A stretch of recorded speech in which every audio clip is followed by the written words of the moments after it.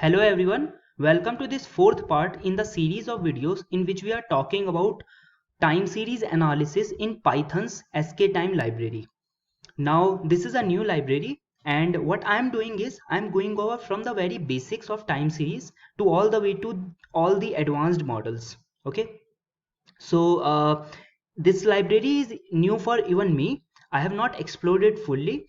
What I will do what I am trying to do in this set of videos is actually explore the library with all of you guys. And I know how to do time series, and I have done time series using sklearn, and I know it was a really pain to actually do the time series process with sklearn library. So with library, hopefully you would be able to actually do time series modeling in a much more feasible manner and in a much more quick manner. And actually there are I have been able to find quite a lot of functions that were not there in sklearn, which are there in skTime, and they are quite powerful. Like plot ys is one of such functions which are very quick and easy, and one is temporal train test split, because for accomplishing these tasks using sklearn I had to do a lot of manual stuffs which I do not need to do. Okay, so let's get started. So in this video, the task is to go into the theory of time series. In the first three set of videos, I have introduced all of you to the forecasting modeling of time series. What do we mean by forecasting, and what are the different? I don't think I have talked about what are the different methods of forecasting, but still I have talked about naive forecaster. Okay, so now what I'm going to do is I'm going to pause. I'm going to actually take nine questions and answer those nine questions in a very casual, in a very non-mathematical, non-statistical manner. Okay, and if possible take examples simultaneously to prove some points. Okay, all right. So the first is, what is time series? I have already talked about what is time series. Now to define time series, let us take the example of univariate time series. Let us take example of a single variable. Now let's say the price of some gadget. If I observe the price of that gadget for a period of time, let's say if I observe this price of gadget for 12 months, and if I store these 12 values in my excel sheet, then that set of values will be considered as time series data. Okay, because so essentially time series is essentially representing set of techniques which are used with such data, the data which are indexed by time. Now here notice that I have only used one variable. Now let us say if I am storing and recording two gadgets price, or rather I should say one the price of the gadget, and simultaneously I'm also storing the, let's say, GDP of the economy. I know these two things are not related, but just for the example, that if I am recording these two variables for different period of times, then that will be considered as time series. And in fact there is a name for this such type of time series known as multivariate time series, because essentially what we are doing is we are storing various different variables for this particular time series. Okay, so I hope you got the point. And we have also answered the second question, and the second question talks about what are the different types of time series. So we have already talked about what is time series. We have talked about what are the different types of time series. There are two types, univariate and multivariate, and there might be some more types, but I do not know about those types. Okay, so now let us talk about the stationary time series. Now this is a very wonderful concept, and in fact very intuitive concept, but once any student hear this term stationary, they often get very intimidated by this term. But you do not have to, because I am going to take an example and I am going to prove you and actually show you what do we mean by actually the stationary concept. So just hold on for a moment. Okay, so by stationarity what we mean is the property of time series time series does not change. So when I say a time series is stationary, then what I'm trying to do is I'm trying to say is that the properties of that time series does not change as I uh, move ahead in the time. Okay, so what do we mean by this, and what do we mean by properties? here, for the sake of simplicity, let us just look at two properties, and those two properties are mean and variance. So what I am saying is, as I move ahead in the time, then the mean and variance of the time series does not change. To actually show you this concept, I'll take an example. I'll do from skTime dot datasets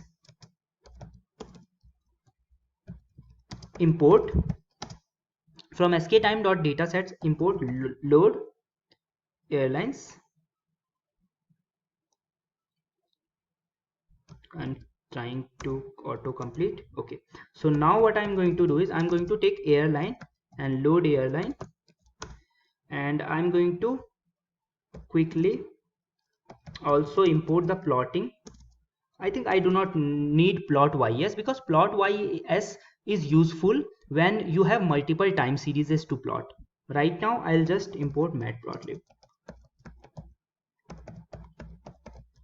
pyplot as plt, and what I'm going to do is plt.plot plot this airline variable.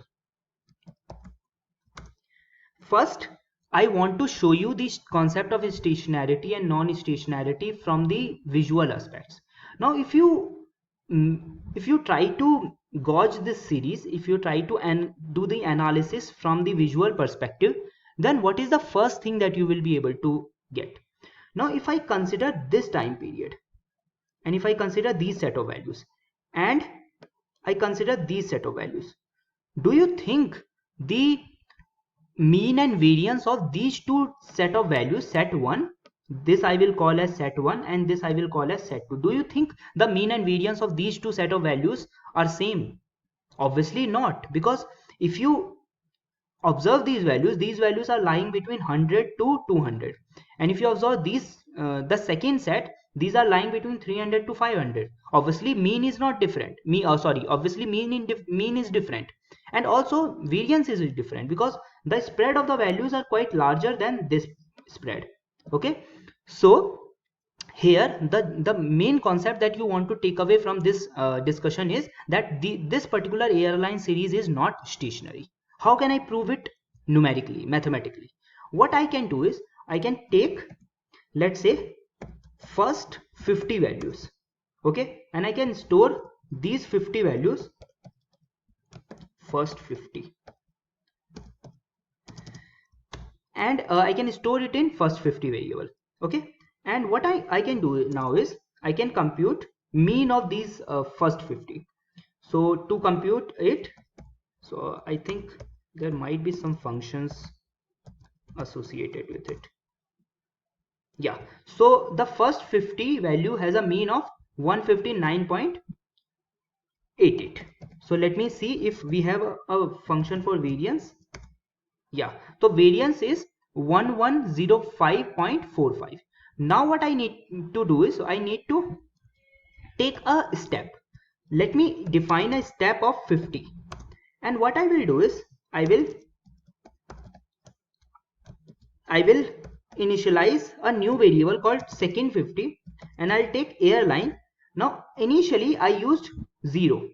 Now what I'm going to do is I'm going to increment 0 by this step, and initially I took the end step as 50. I will increase it by step, so this will give me a second 50 in some future. Okay, and that future is 50 timestamps ahead. And what I'm going to do is I'm going to calculate mean of this timestamp, second 50 dot variance of this timestamp. Now notice here clearly from the visual aspects only, from the numerical values only, we can clearly see the second 50's mean is almost double than first 50, and also the variance, the same holds true for the variance. So hence this airline variable is not a stationary variable. Now let me look at other data sets in skTime library, and let me see. Still I have not explored whether any of those data sets are stationary or not. I'm doing it for the first time, but let's try to find any data set that is indeed stationary. So what I'm going to do is I'm going to skTime, I'm going to import data sets. Okay, so let me do data sets dot we have got arrowhead. I don't know what this data set is all about. Let me save it in a variable, and let me plot this a variable. So I'm going to do plt.plot a. It is saying, okay, let me print a. What do we have in a? Okay, so we are having a various set of values, so it looks like it is a multi-dimensional value. So let me import some other data. So I'll say dataset dot load basic motions, and let me look at the data.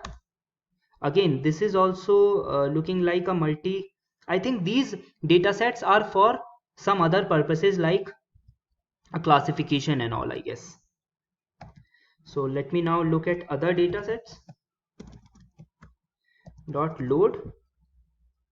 I don't know which looks, yeah, this looks shampoo sales, yeah. So this variable looks a variable which is a univariate variable. So I'll store it in let's say u, and let me plot, sorry, let me plot this u variable. Okay, so again, this variable also is not looking a stationary variable, but one concept which I did not discuss right now is that the concept of seasonality. This particular airline variable had the concept of seasonality, but there is an absence of seasonality in this second variable, which is shampoo shells. There are some season, I guess. So I'm going to talk about seasonality in some other sessions. But right now, what you need to do is you need to understand the concept of stationarity. And I think I will stop right here. So I've talked about few concepts. I think first two concepts I have already discussed, and the new concept which I discussed in this particular video is the concept of stationarity. From the next set of videos, I'm going to be taking up 6th, 7th, 8th and 9th questions. Okay, so thank you so much for watching the video. Have a nice day.